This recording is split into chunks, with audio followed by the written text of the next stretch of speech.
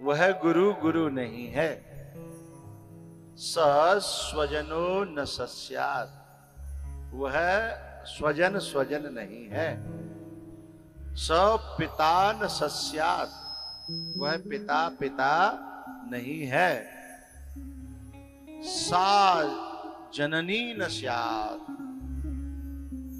वह जननी जननी नहीं है। जो इस मार्ग में हमारी हेल्प न करे, मदद न करे, बाधक बने, चाहे वो कोई भी क्यों न हो। ऐसा उपदेश करके ऋषभदेव जी चले गए। भरत जी को राजा बनाया। उन्होंने भी राजकाज बढ़िया किया, लेकिन अपने बेटे को उन्होंने भी पिता की तरह ज्यों के त्यों धरि दीनी चंदरिया, ज्यों के त्यों धरि दीनी चंदरिया। कबीरदास जी कहते हैं कि मैं तो भैया जैसी था वैसा ही छोड़ के जा रहा हूं। हमारे देश के महामहिम राष्ट्रपति जो इस दुनिया में अब नहीं है, कलाम साहब, ऐसा राष्ट्रपति मिलना बड़ा गौरव की बात है देश को। 4 पैंट 4 शर्ट, 2 स्वाफी तौलिया, 2 जोड़ी जूते, 1 जोड़ी चप्पल और कुछ ग्रंथ किताबें लेकर के राष्ट्रपति बने। और जब उन्होंने पद छोड़ा तो सिर्फ उतना ही उनके पास था। ज्यों की त्यों धरि दीनी चदरिया, है? ये बड़ी बात है। तो भरत जी महाराज ने भी ज्यों के त्यों अपने बच्चे को राजपाट सौंपा। बोले भैया मैं जा रहा हूं, मोयू भजन करना है।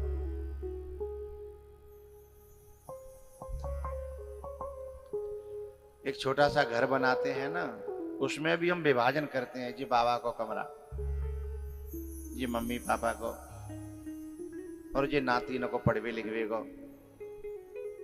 बंटवारा हो जाता है। और यहां तक बंटवारा हो जाता कभी कभी तो पुरानो घर है वो बाबा दादी को, हैं? पुराने घर में बाबा दादी रहेंगे। अभी गोविंदपुर की पता ना कैसे बंटवारा होता है यहाँ, पर ज्यादातर ऐसा होता है पुराने घर में बाबा दादी रहते हैं, नए घर में नाती रहते हैं। हम घर का बंटवारा करते हैं, जमीन का बंटवारा करते हैं, न जाने काय का विभाजन करते हैं हम, लेकिन कभी जीवन का बंटवारा नहीं करते कि इतना परिवार के लें, इतना भगवान के लें, इतना अपने लें। कभी बंटवारा किया? बस चल रही है धमक धसेड़ी, है? पता ही नहीं, चले जा रहे हैं चले जा रहे हैं। बोले कहाँ जा रहे हो? सब जा रहे कहाँ? बोले सब तो नरक में जा रहे। बोले हम चले जाएंगे, हैं? चले जा रहे हैं। जीवन का बंटवारा करना चाहिए कि इतनी उम्र इतना जीवन हमें संसार को देना है, अब आगे का जीवन हमें संसार को नहीं देना।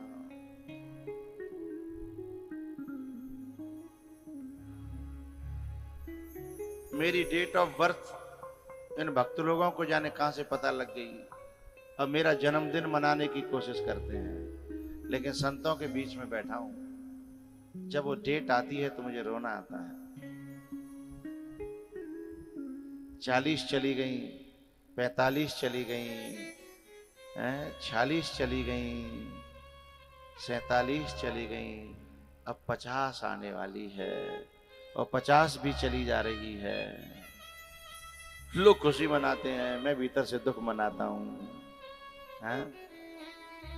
लोग कहते हैं कि साहब अब आने वाला है आने वाला है, लेकिन मैं दुख मनाता हूं, बेकार चली गई।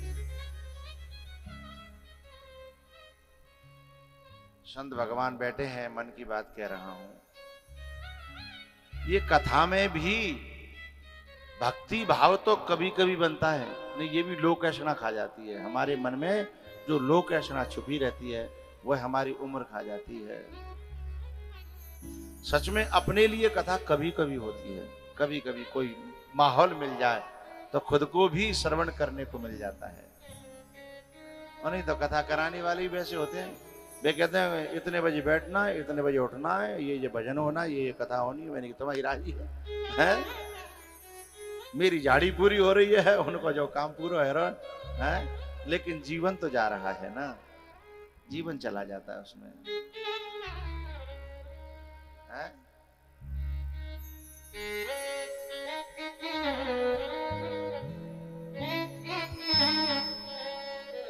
हर चीज तबला में थोड़ी गानी है।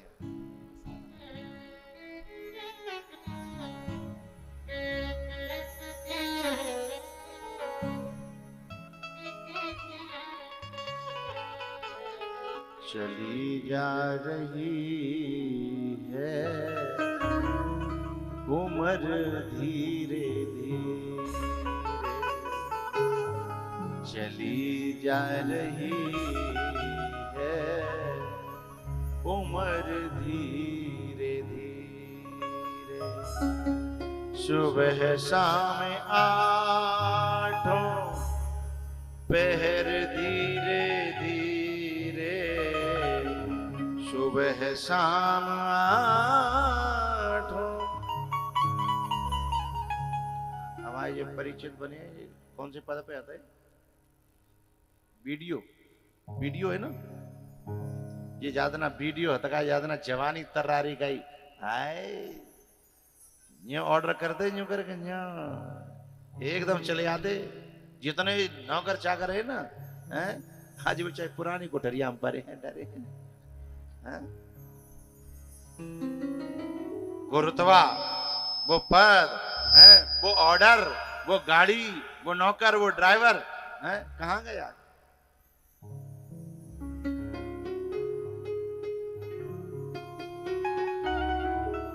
सुबह शाम आठों पहर धीरे धीरे, चली जा रही है।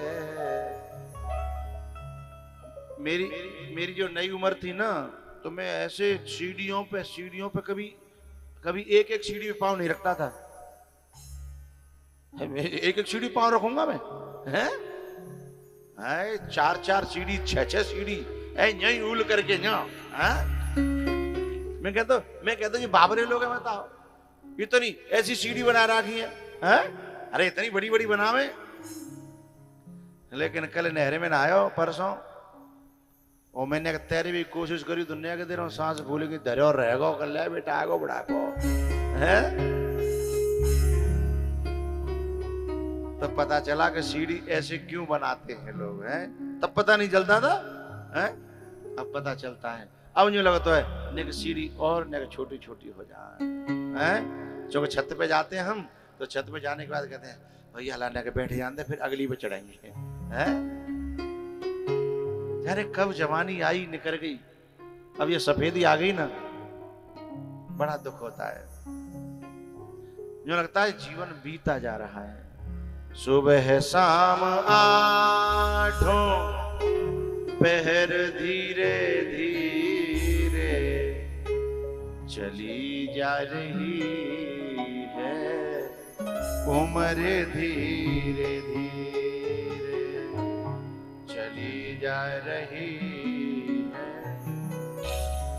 बचपन भी जाए, जवानी भी जाए, बुढ़ापे का होगा असर धीरे धीरे, बुढ़ापे का होगा असर धीरे धीरे। तेरे हाथ पाँव में दम ना रहेगा, झुकेगी हमारी कमर धीरे धीरे, झुकेगी हमारी कमर धीरे धीरे। शिथिल अंग होंगे एक दिन हमारे शिथिल अंग हो, एक दिन हमारे फिर मंद होगी नजर धीरे धीरे, फिर मंद होगी नजर धीरे धीरे, फिर मंद होगी नजर धीरे धीरे, चली जा रही है उम्र धीरे धीरे। ऋषभदेव जी ने अपने बच्चों को राज दिया और जंगल में तपस्या करने के लिए एक नदी के किनारे बैठ गए। पहले संत महात्मा लोग ज्यादातर नहर और नदियों के किनारे ही तपस्या किया करते थे, हैं?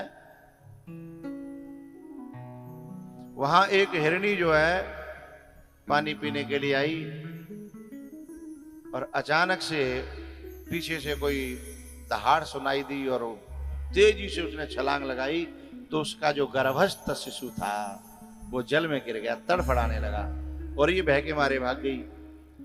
अब भरत जी महाराज ने उसे देखा, बड़ा मासूम सा, बड़ा प्यारा सा बच्चा, फंस गए। दया करी थी, दया करना कोई बुरी बात नहीं है, लेकिन उसे बचा करके उसे समूह में छोड़ देना चाहिए था, लेकिन उन्होंने छोड़ा नहीं। बोले इसे तो मैं पालूंगा। क्या बताएं आपको, क्या कहें।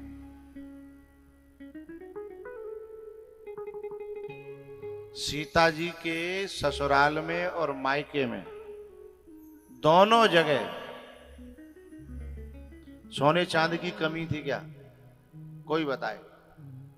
ससुराल में भी और मायके में, लेकिन एक पंचवटी पे सोने के जैसा मृग, सोने का था नहीं, सोने के कई मृग होते हैं क्या, कलर सोने जैसा रहा होगा। अयोध्या में ठोकर मारी आई, जनकपुर में ठोकर मारी आई हैं, और जाके नेक्से से ज्यादा से ज्यादा होगा तो वो क्या किलो का होगा? अंदाजन कोई बता, हिरण क्या किलो का होगा? 50-60 किलो को, 70 किलो को मान लो, ठीक है। हजारों किलो सोना ठोकर मार के आ गई, इधर ठोकर मार के आ गई। और या नेक से उछलते कूदते सोने पे नहीं, सोने जैसे पे हैं, नजर टिक गई ना, और उसे मांगने लगी। कभी कभी बड़े बड़े त्याग कर देता है व्यक्ति और कहीं कहीं छोटी सी उस पर अटक जाता है मन, हैं?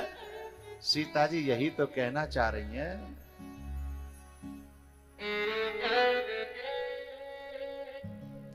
सीता जी यही शिक्षा दे रही है कि प्यारियो, तुमने कितने बड़े बड़े त्याग कर दे हो। जिस समय राम जी वनवास हुआ था तो क्या कह रही थी? मुझे ये नहीं चाहिए महल, न सोना न चांदी। आज का है वो, फिर अब क्यों चाहिए तुम्हें सोना चांदी? पहले तो क्या कह रही थी? एक पंक्ति है, रघुवर संग जाऊं,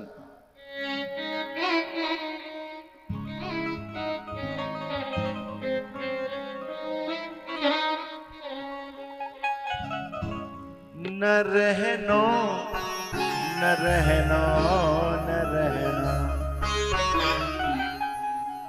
महाराज जी एक बार हमको एक हिरण का बच्चा पाया ऐसे ही, भरत जी की तरह।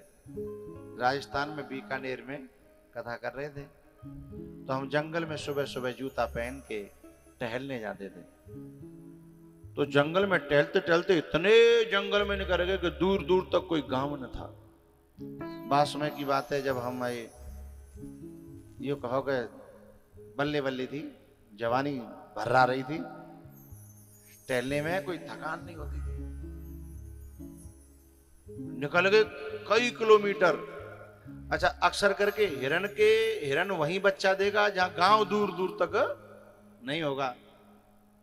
तो अचानक मेरे पांव पड़ा और पांव के बगल में एकदम ऐसी मिट्टी सी उड़ी। मैंने कहा क्या हुआ? सो छोटा सा बच्चा हिरन का, और धूल में लिसरा हुआ, लिपटा हुआ।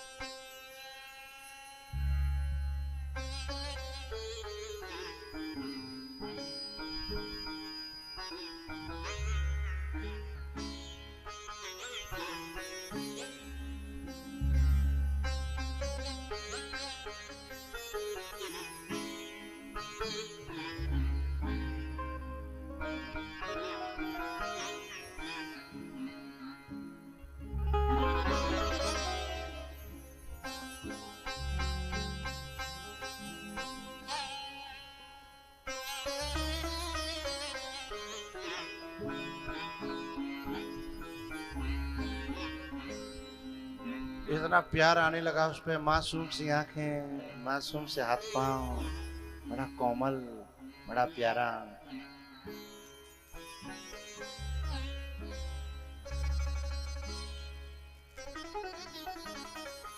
अब हमसे आफत लगी कि छोड़े, तो वहां कुत्ते घूम रहे थे, हमने देख लिया।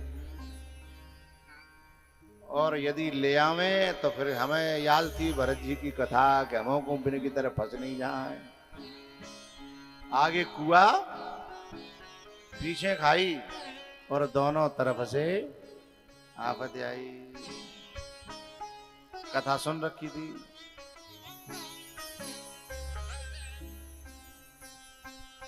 लेकिन हमने कहा भाई यहां इसको मरने के लिए तो नहीं छोड़ेंगे, कुत्ते घूम रहे हैं। हम जहां ठहरे थे वहां लेके आए, उसे दूध वगैरह पिलाने की कोशिश की, लेकिन वहां ने हाथ पांव बिल्कुल चलाए नहीं।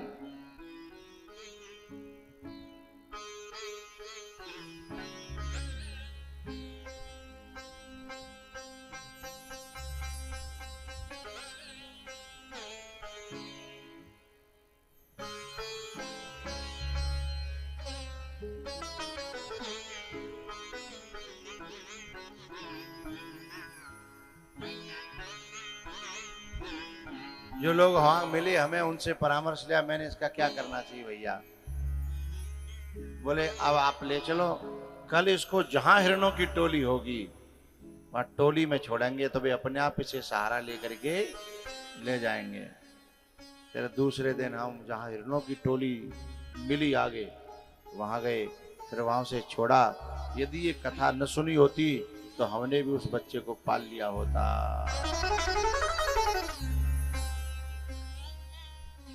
उन्होंने उस हिरण के बच्चे को पाल लिया। अच्छा, झोपड़ी में पाल लेते तो कोई बात नहीं, दिल में पाला, झोपड़ी की चीज झोपड़ी तक रहे तो कोई बात नहीं, लेकिन जब वो दिल में घुस जाती है खतरा, तो तब होता है ना। अब उन्होंने जब हिरण का बच्चा पाला, अब ये हिरण का बच्चा क्या करेगा भरत जी की क्या गति होगी?